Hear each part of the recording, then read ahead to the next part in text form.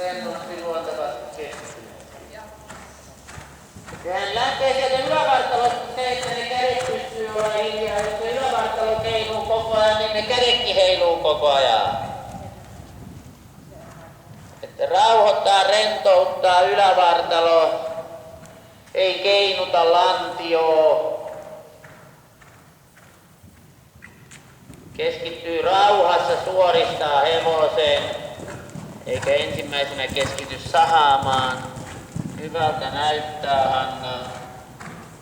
Rauhallinen vartalo, älä keikuu. Rauhallinen vartalo. Mutta vielä rauhoittaa ylävartaloa.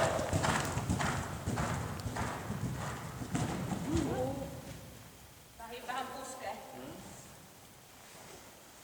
Joo, vielä saat keskittyä vaan siihen vartaloon, että se tekee niin kauheasti semmoista, että se heiluttaa niitä käsiä ilman, että ne on pidätteitä, vaan ne on enemmänkin semmoista häiriötä.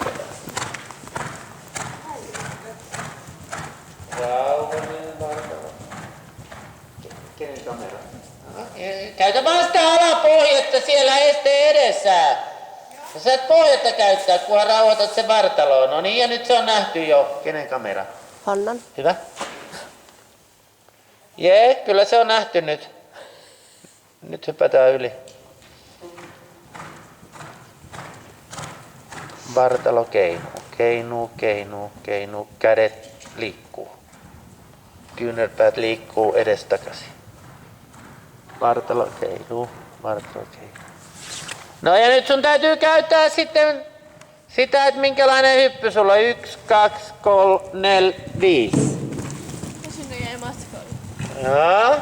Niin kuin huomasitte, kuka sanoi 5? Helena sanoi 5. Helena on oikeassa.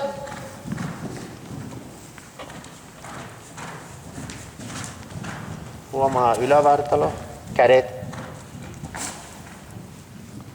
Ylävartalo taas pientä heilumista koko ajan. Samalla kädet heiluu. Voit kuvata mua.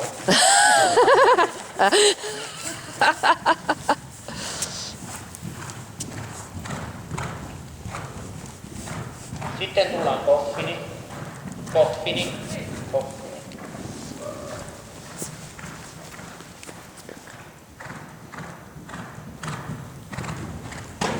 Ja malttia, mutta kädet rauhassa. Älä tee niin isoja. Ne nykimiset ei sua auta.